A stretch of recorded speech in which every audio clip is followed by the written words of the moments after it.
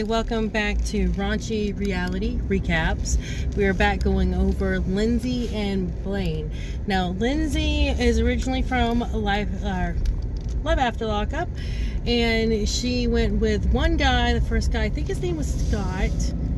I think so, or Steven. I knew it was with an S, but she lived with him for a while. He was an older guy, creepy, the usual when it comes out of these shows. The creepy older guy with a little bit of money that ends up blowing it all and then complains about not having any money. That guy. End up stopping, talking to him, and then she ended up getting with Deontay from Love After Lockup as well. And then they ended up not working out. Deontay caught her with Blaine, and that's kind of where the story ended. Well, now we have Lindsey with Blaine. They're checking into the law firm where I think Lindsey ended up going before for her issues, and they're talking about Blaine's charges this time. Well, the lawyer ends up bringing up that Blaine, I think, had a couple of different charges. I think one was that oxycodone in there. I think so. One was a drug charge, one was a weapons charge, I think, and I can't remember what the other one are. But anyways, there are 3 charges, and he was also, surprising to Lindsey, listed as a habitual offender, which would cause him to serve a certain amount of time instead of a percentage, apparently. So he would end up apparently might have to serve 19 years, which is big. Now, Lindsey, it seems like she knows a lot about the court system, so she was never told by Blaine that he was listed as a habitual offender. He apparently did know that, but never told her.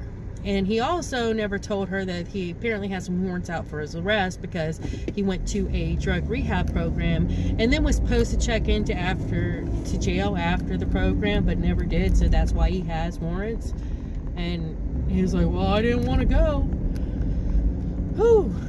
Yeah, so, he knew all this stuff. He never told Lindsey, which if she's trying to get her life together and back right, I think that's really wrong of him that he lied about that because having to possibly serve 19 years when you're trying to get to a life, start this life with somebody, especially somebody that's trying to get her life started with, her kid that she wants to now take care of, it's messed up, really. At least I think it is. I think it's pretty messed up that he lied to her about that much stuff. And she even said after she walked out of the attorney's office that Deontay didn't lie to her. At least that, so which is true. Deontay seems like a pretty honest person, not a bright one very much when it comes to women, but he seems like an honest person, which that's usually the one just gets screwed around by people that like screwing people around, so anyways, the lawyer ends up telling him that he needs $15,000 to even start because of the degree and natures of Blaine's crimes. So that's when Lindsey ends up walking out, and she ends up going out, sitting on the sidewalk. Now, when Blaine comes out, now Blaine's sometimes he sounds to me like Boomhauer from King of the Hill, but slow. Instead of talking fast, he talks slow, the slow version of Boomhauer. But when he came out and he says, Lindsey, I was like, Deontay? Did they bring Deontay in? Because I swear it sounded just like Deontay for like one of the times he said Lindsey. It sounded just like Deontay, and I thought they were going to bring him back on. Anyway, so it not being him, and they end up, he ends up yelling at her to get in the car, and she's like, no, I'm walking, and then he ends up driving off. So that's where it ends. So this is probably going to be the storyline, is, us worrying about, is Blake going to jail? Is he not? All this, so I think that's where we're going this season. So anyways, that's the end of it. We'll be back probably in a few days. I'm trying to turn these out quicker than I have been because, unfortunately, and I've been churning it out basically right before the news episode starts, which I apologize for, but I'm going to do a better job this time.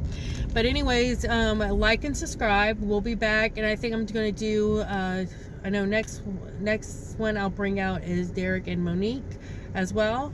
So I'm going to get them and the other one as well. I can never remember the other couple, but we're going to do that. Oh, and Taylor and Chance and the other couple. the girl, she's pretty. She has a pretty name, and the short dude looks like a toddler.